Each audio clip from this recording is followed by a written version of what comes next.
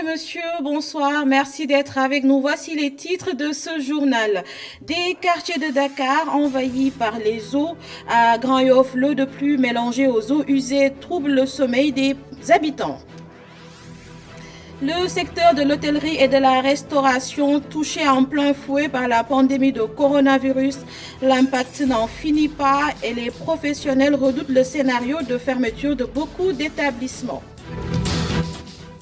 L'article de la semaine, comme tous les samedis, le numéro de ce soir s'intéresse à la une du quotidien Critique relative aux différends entre le juge Dia et le magistrat Kane. Et le reportage du jour, la saveur et les vertus du pain de singe ou bouille sont à l'honneur. Ce fruit du baobab est très prisé des Sénégalais, en plus de son coût à la portée des bourses. Le développement, c'est tout de suite.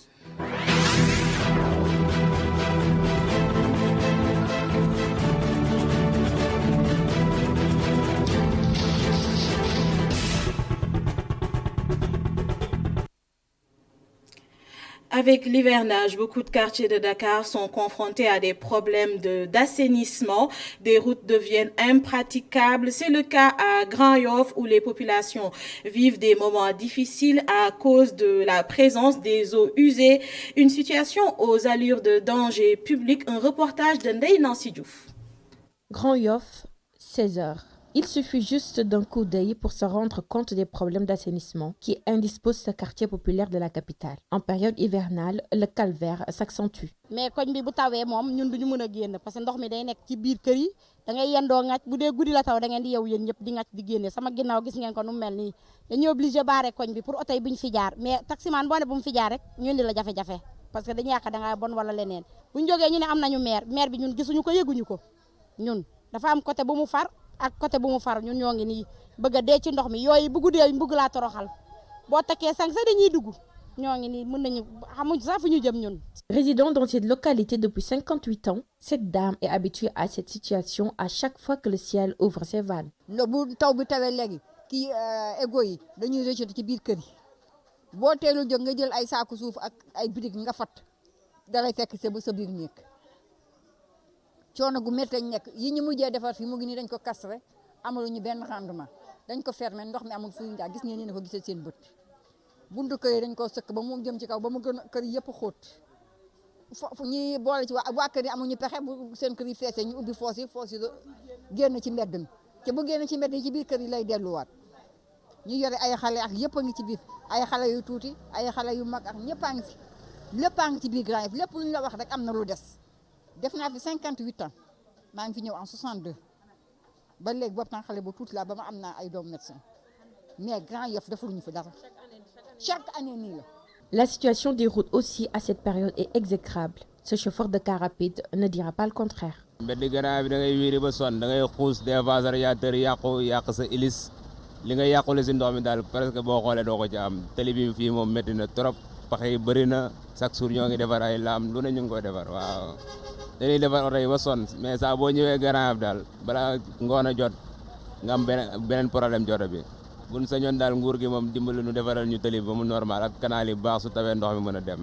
Eau usée, mauvaise odeur, entre autres, hantent le sommeil des habitants de Grand Yoff. Et cela depuis des années. Nos interlocuteurs ont exprimé leur ras-le-bol face au manque criard d'assainissement et demandent de l'aide aux autorités. Même situation à Saint-Louis. Les populations des quartiers des zones inondables vivent dans le calvaire. Pour les soulager, des motopompes ont été mobilisées par le maire. Ce dernier sollicite également l'appui de l'État pour restructurer ces quartiers. Reportage Momar Alisnian et Mokhtar Sek. Les fortes pluies qui se sont abattues sur Saint-Louis perturbent le sommeil des populations dans certains quartiers comme Jaminar, Balakos ou Guinaouraï. Les populations qui vivent dans l'eau ont reçu la visite du maire de Saint-Louis venu s'enquérir de la situation. Mansour Faye lance un appel à la plus haute autorité du pays. Je lance un appel, vraiment, un cri de cœur à l'endroit de Monsieur le Président de la République pour nous accompagner à restructurer certains quartiers de Saint-Louis. C'est la seule solution pour, disons, avoir des structurels, apporter des réponses structurelles par rapport effectivement à ces inondations. Il faut la restructuration. Nous souhaitons la restructuration donc, des quartiers de Djaminar et de Guinaoraï. Et ensuite réaliser donc, les questions d'assainissement. Sinon, il est impossible de faire autre chose. Et on ne peut pas continuer, en tout cas, comme ça, avec ces populations-là, et sans pour autant trouver des solutions de longue durée. Mais pour l'heure, des dispositions urgentes ont été prises pour soulager ces populations. Aujourd'hui, nous ne pouvons en tout cas réagir que par rapport à des solutions provisoires, c'est-à-dire mettre en place des dispositifs de pompage. Nous avions acquis du matériel de pompage, plus de 33 pompes, accompagnées aussi par le dispositif mis en place par les sapeurs-pompiers. Mais cela ne va pas suffire, parce que chaque fois qu'il y a en tout cas pluie, nécessairement c'est un travail qui sera recommencé. Et voilà, cette année, semble-t-il qu'il va beaucoup pleuvoir, donc on va intervenir autant de fois qu'il va pleuvoir. Des équipes de jeunes ont été mobilisées et réparties dans ces zones inondables pour aider à évacuer ces eaux pluviales. Coronavirus à présent, ce samedi, 72 tests sont revenus positifs sur 1328 réalisés, 3 décès enregistrés hier vendredi, 142 patients sont déclarés guéris et 42 cas graves sont pris en charge dans les services de réanimation. Le secteur du tourisme est grippé par le coronavirus. Hôtels et restaurants, bars commencent à s'étouffer. Des établissements risquent de déposer la clé sous la porte. Un reportage de Mac Targuer. Dans cet hôtel, un protocole sanitaire strict. Dans ce resto-bar, même température. Des couloirs d'hôtel déserts. Des tables à manger qui prennent la poussière. Pour les acteurs du secteur, le constat est sans appel. Le secteur, il est sinistré. Il n'y a pas d'autre mot. Depuis fin mars, le taux d'occupation a chuté drastiquement, immédiatement. C'est un fouet que nous avons reçu en plein gueule parce que nos activités ne marchent plus du tout. Au départ, c'était de garder les employés pour leur payer 70% de leur salaire, ce qu'on a fait jusqu'à un moment donné. Et après, on s'est plaint auprès des autorités parce qu'il n'y avait aucune aide. Le taux d'occupation de cet hôtel a drastiquement baissé. De 75%, il est passé à 20% selon la direction. Autre problème. Il y a tout ce qui est restauration, donc avec toutes les mesures du Covid, évidemment, avec la distanciation, les marques au sol, le masque pour se déplacer, c'est nous qui servons au buffet, etc. Et on commençait un petit peu à être aidés par cela, avec des petites soirées, avec un ou deux musiciens qui donnaient un peu d'ambiance. Les gens ont plus une envie de sortie parce qu'ils en ont un petit peu marre de tout ça. Bon, malheureusement, depuis 2 semaines, il y a cet arrêté qui a été fait où on ne peut plus faire de musique dans les restaurants. Cet arrêté de fermeture des bars et lieux de rassemblement date de 2 semaines. Une décision qui fait grincer des dents. Ça n'a été démontré nulle part, ou constaté nulle part, que les restaurants ou les bars sont des vecteurs de la propagation du virus. Jusqu'à la preuve du contraire, on n'a pas encore reçu un cas dans un restaurant ou dans un bar. Une facture salée pour les propriétaires. Vous faites des provisions dans vos congélateurs, dans vos chambres froides, il n'y a pas de clients, c'est déjà une perte. Vous n'avez pas les clients, vous ne vendez pas, c'est déjà une perte. Vous avez l'électricité parce que c'est une congélation, c'est la conservation. Il y a l'électricité qui tourne, c'est une perte. Il y a le personnel qui doit venir parce qu'il faut nettoyer, il faut entretenir, c'est une perte. Donc les pertes sont inestimables. Moins de clients, moins de recettes, des emplois menacés. Si nous sommes menacés, si l'employeur n'arrive pas à faire de recettes, il ne peut pas aussi continuer à s'endetter. Pour le chef de cet hôtel, c'est la clientèle occidentale qui fait défaut. Seul salut, apprendre à vivre avec le virus. Je pense que le virus, on a encore au moins pour 1 an, le temps qu'on trouve un vaccin, que les gens soient vaccinés, etc., etc. Donc pendant 1 an, on ne peut pas arrêter de faire tourner une économie mondiale. Donc à un moment donné, il faut être vigilant sur le masque, sur les gestes barrières, sur toutes les règles qu'on doit mettre en place dans les établissements, mais je pense qu'ensuite la vie doit continuer. Pour lui, rouvrir les bars. On demande à l'État de venir au moins nous subventionner ou les prêts qu'ils ont mis, ou bien même pas des prêts, parce que les prêts après c'est toujours payable. Il faudrait que l'État puisse reconsidérer notre secteur et nous laisser travailler. Cet arrêté de restriction du gouverneur de Dakar va durer 3 mois de disette pour les acteurs du secteur. Le programme de traitement des lieux publics pour freiner la propagation du coronavirus dans la région de Dakar, lancé à Sangalkam, le service d'hygiène va procéder à une grande opération de pulvérisation avec du matériel de dernière génération récemment réceptionné. C'est le ministre des collectivités territoriales et maire de Sangalkam qui a lancé le programme. Babacar Seck. Le programme de traitement des lieux publics et domiciles ayant hébergé des cas de Covid-19 par le service de l'hygiène a été lancé à Sangalkam. Cette opération d'envergure vise à freiner le développement des cas issus de la transmission communautaire. Donc nous avons pensé mettre en place une stratégie, n'est-ce pas, de désinfection, n'est-ce pas, à grande échelle de tous les endroits où le virus, n'est-ce pas, pourrait se trouver. Donc on va traiter vraiment les services publics, n'est-ce pas, qui reçoivent, n'est-ce pas, du monde. On va traiter, n'est-ce pas, les artères, on va traiter les marchés, on va traiter, n'est-ce pas, les mosquées, parce que tous ces espaces-là reçoivent du monde. Et comme la transmission est communautaire, on ne sait pas qui est qui, on ne sait pas qui l'a et qui ne l'a pas. Donc nous pensons que si nous déroulons, n'est-ce pas, cette opération-là, cela pourra permettre, n'est-ce pas, de réduire en tout cas considérablement la quantité ou le nombre de virus, n'est-ce pas, circulants ou qui pourraient contaminer ces surfaces. Au premier plan, dans la lutte contre le coronavirus, le maire de Sangalkam a salué le travail des agents de l'hygiène et a lancé un appel à la jeunesse. Permettez-moi également de magnifier l'excellent travail effectué par le service national de l'hygiène sous la houlette du ministère de la Santé et de l'Action sociale dans le cadre de ses missions d'assistance aux autorités administratives dans le domaine de l'hygiène et de la salubrité publique et de la lutte antivectorielle. J'en veux pour preuve la mobilisation effective ainsi que l'appui conséquent de la sous-brigade de Rufisque dans le cadre du comité départemental de lutte que je félicite au passage.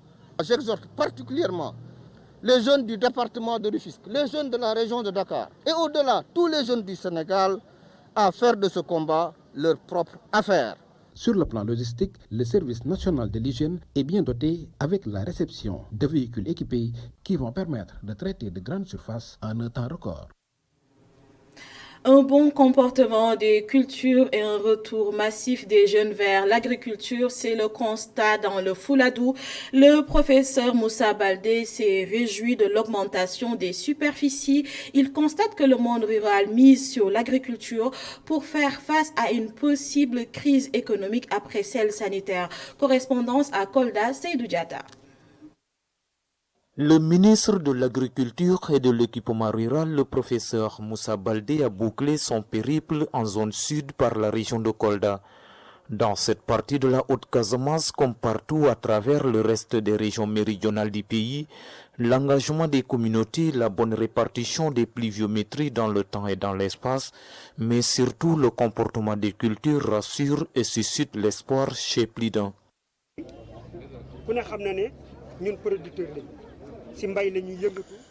Nous avons répondu à l'appel du chef de l'État et redoublé d'efforts pour consolider notre statut de producteur, surtout dans ce contexte marqué par la Covid-19 où tous les espoirs reposent sur l'agriculture. Personnellement, j'ai cultivé du maïs 20 hectares, l'arachide 36 hectares et le riz 260 hectares.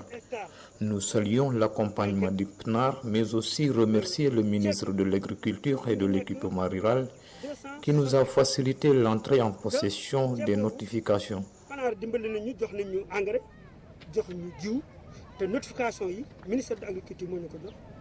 Vraiment, ici à Médina Yoro Foulah, M. Sissé, c'est un modèle. À lui tout seul et son organisation, ils en sont à 680 hectares. Cette année, on constate un vrai engouement des jeunes, un vrai retour vers la terre.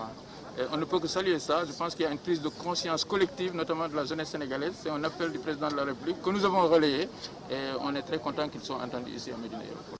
Le succès enregistré lors de la précédente campagne de commercialisation, surtout de l'arachide, la mécanisation progressive du secteur de l'agriculture et la mise en place à temps des semences et des intrants ont permis de constater une augmentation sans précédent en termes d'emblavure.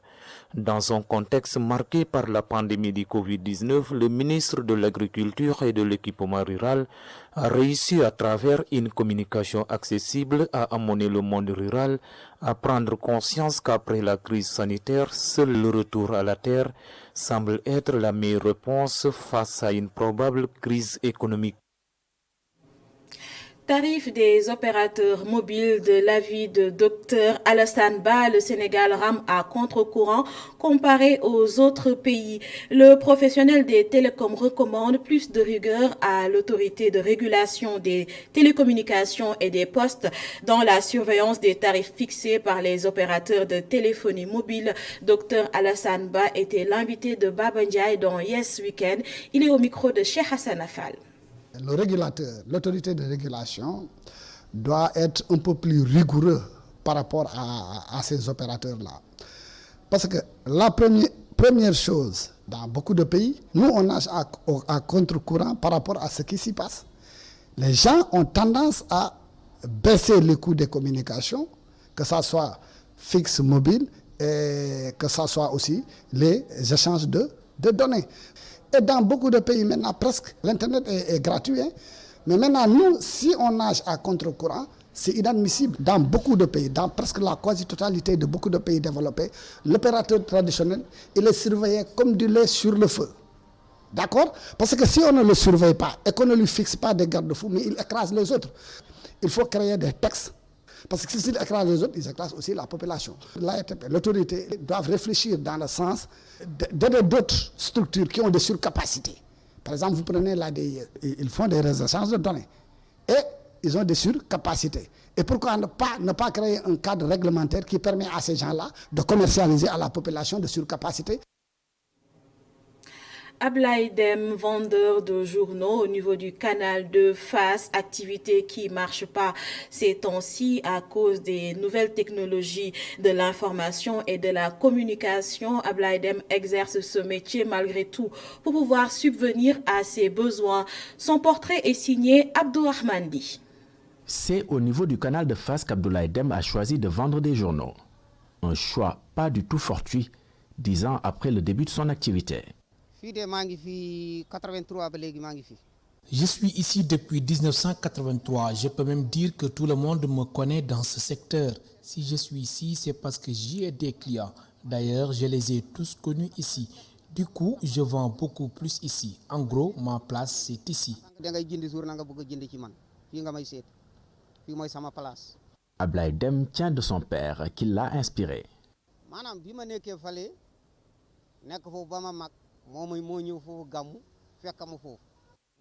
Quand j'étais au Fouta, mon père m'y a retrouvé un gamou pour me dire que je viendrais avec lui à Dakar en me donnant le transport. Je suis venu à Dakar vers 1977. En fait, lui, c'était un vendeur de journaux. Il avait une kiosque juste devant le ministère des Finances. À ce temps, je me rendais à l'ADP pour lui prendre plusieurs journaux.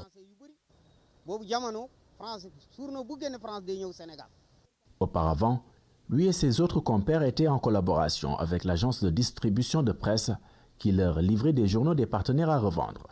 Aujourd'hui, il n'est plus question d'intermédiaire entre lui, vendeur de journaux, et les éditeurs de presse.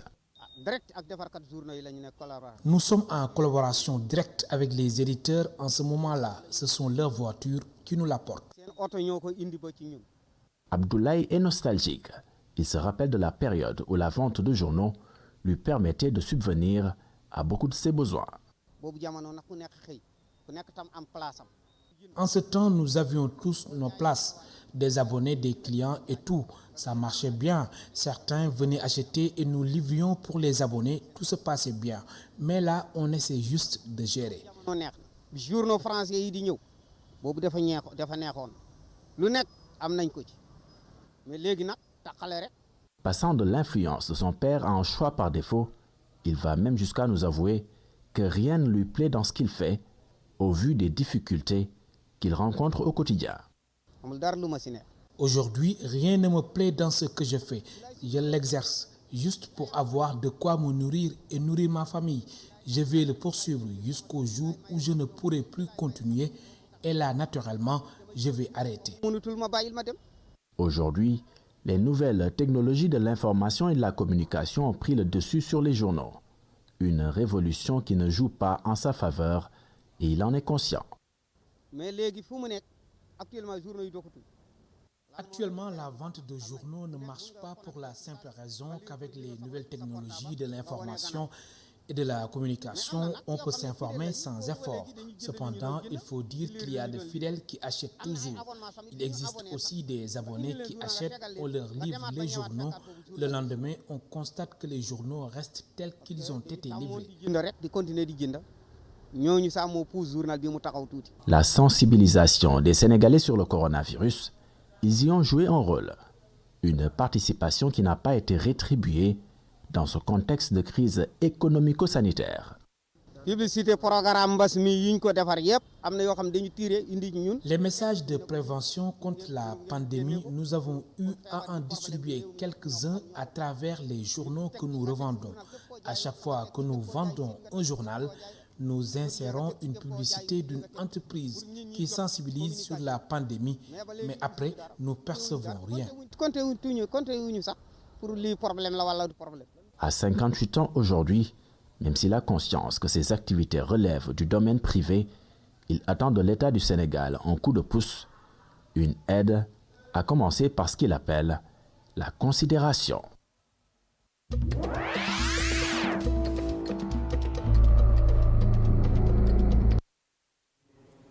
L'ex-président mauritanien Mohamed Ould Abdelaziz sort enfin de son mutisme.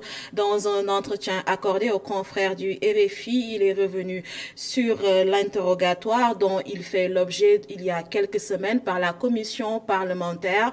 Une procédure qu'il juge illégale. Voici l'extrait de l'entretien. Appelé par la direction centrale chargée des crimes économiques, je suis resté 7 jours. Durant lesquels j'ai été interrogé à 3 reprises, durant 5 à 10 minutes, et c'est tout. Bon. J'ai tenu à ne pas répondre à ces interrogatoires parce que j'estimais cette procédure une procédure illégale. C'est comme ça que j'ai trouvé cette procédure, raison pour laquelle je n'ai pas réellement voulu collaborer avec cette commission d'enquête. Durant mon séjour, effectivement, j'ai vécu des moments très difficiles, tout à fait au départ, qui ont été corrigés par la suite. D'abord, ce qui a été soulevé par ce rapport ne peut pas être une responsabilité directe touchant directement les chefs de l'État. Quand même bien, il y a eu des écarts qui ont été relevés. Ce que je ne peux pas infirmer ni confirmer. Toujours est-il que toutes les procédures ont été suivies dans l'attribution de tous les marchés cités. Et une nouvelle qui a surpris plus d'un, Chadwick Boseman est décédé ce vendredi 28 août à Los Angeles. Il avait 43 ans. Après 4 ans de lutte, l'acteur succombe à un cancer du côlon. Il a incarné des personnages de légende comme Jackie Robinson, James Brown, mais sa carrière dans le cinéma a pris un grand tournant lorsqu'il est choisi pour se glisser dans la peau d'un super-héros, le roi T'Challa, dans le célèbre film Black Panther. Le différend entre le juge Yahya Amadou Dia, qui avait accusé de corruption le magistrat Ousmane Kane, premier président de la cour d'appel de Kaolack, continue de secouer la magistrature. Le garde des Sceaux, ministre de la Justice, a saisi l'inspection générale de l'administration de la justice. Pour le quotidien Critique, le troisième pouvoir est à la barre. Vous l'avez compris, c'est l'article de la semaine. Plus de détails avec El Hadj Malick Cissé.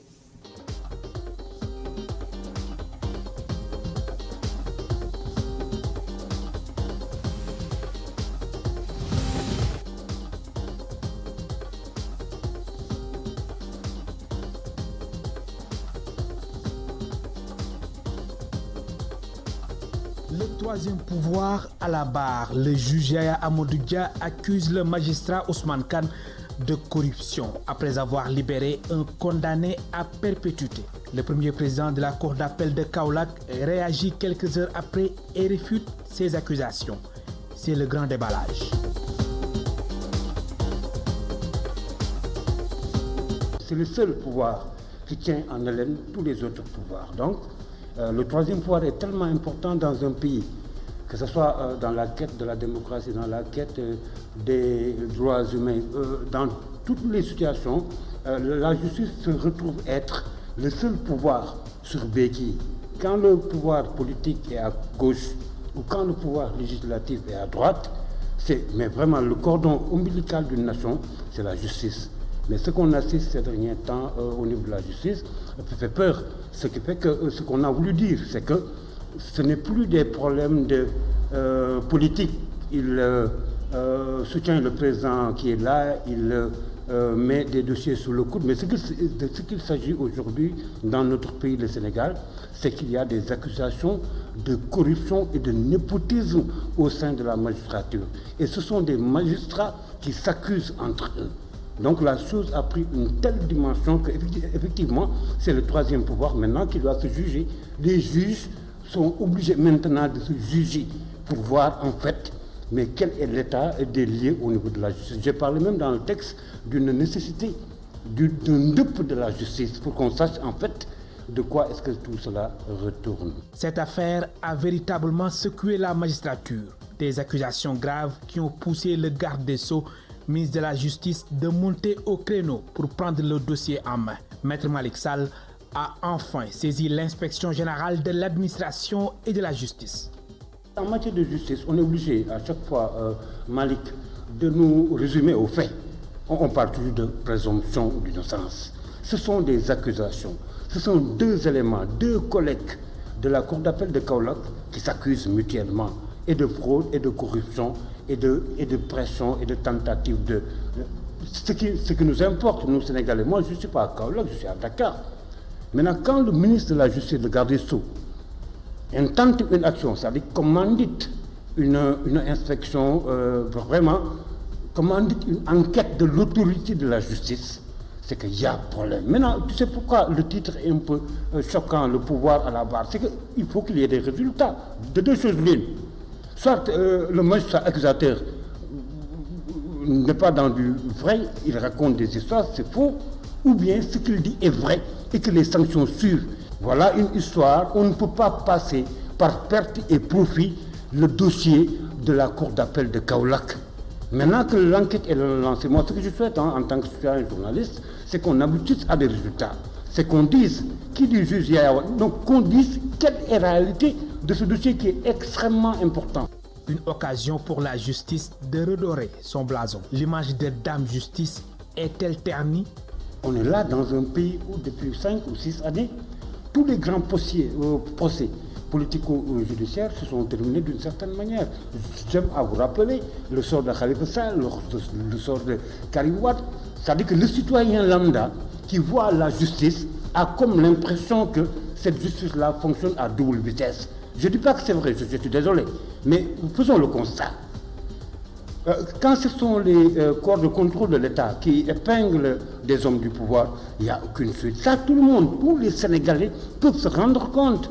Entre le marteau de la corruption présumée et l'enclume de la hiérarchie, la justice est sur tous les fronts et pourtant, elle est l'un des piliers de la démocratie. Il faut que nous, maintenant, notre pays, nous travaillions à ce que, par exemple, qu'il n'y ait plus cette subordination-là entre le parquet et le ministère. C'est-à-dire qu'il faut qu'il y ait une césure entre l'autorité des magistrats et l'autorité de l'exécutif. La justice, c'est des magistrats, c'est des avocats, c'est des professionnels du barreau qui s'occupent des questions de justice.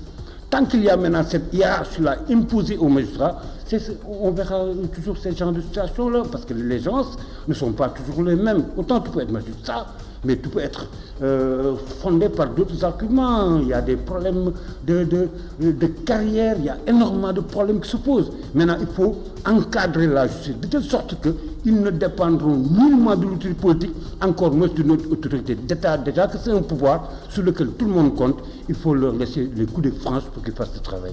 À la barre, le juge Yaya Amadou Dia et le magistrat Ousmane Kane écrit le quotidien critique. Les Sénégalais attendent avec impatience le verdict de l'inspection générale de l'administration et de la justice.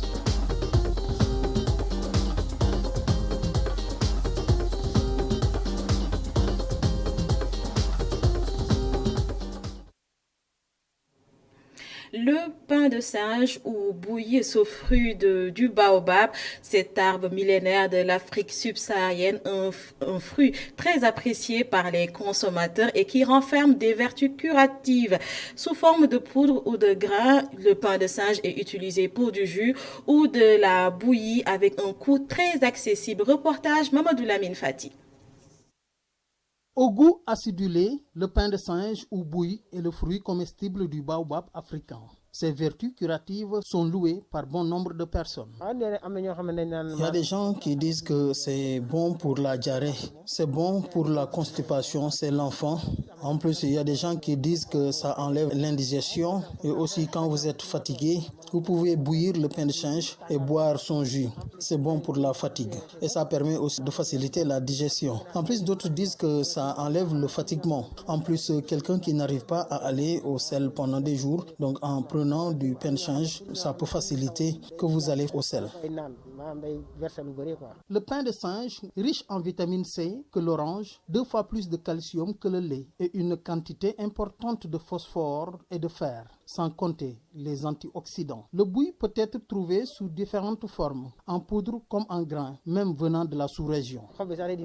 Les feuilles sont aussi importantes. Ça permet d'enlever tout ce qui est constipation. La diarrhée, c'est l'enfant, surtout quand vous le faites sous forme de bouillie. C'est vraiment important pour l'enfant qui a la diarrhée. Pour la toux aussi, c'est important. Parfois, on vend le prix en détail, soit en gros. La différence, c'est juste au niveau de la provenance. Il y a certains pains de singe qui viennent du Mali, d'autres au Sénégal. Il y a plus de facilité dans la préparation du pain de singe qui vient du Sénégal que celui qui vient du Mali. De par ses vertus curatives comme comestible, le pain de singe se consomme sous différentes formes pour faire du jus, de la bouillie, faire baisser la fièvre, lutter contre la diarrhée et tant d'autres. Et son prix est accessible. C'est la fin de ce journal. Dans quelques instants, à 20h30, donc Neymar M et Khadim Bouk Ngoyan se mettent au fourneau dans Samatiéré à suivre célébration Tamkharit, le Tadjabon d'hier à aujourd'hui avec Aïcha Dramé et puis Tradi Musique avec Nickel Nouruddin à 23h. Bonne soirée sur ITV et surtout bonne dégustation du Djéré.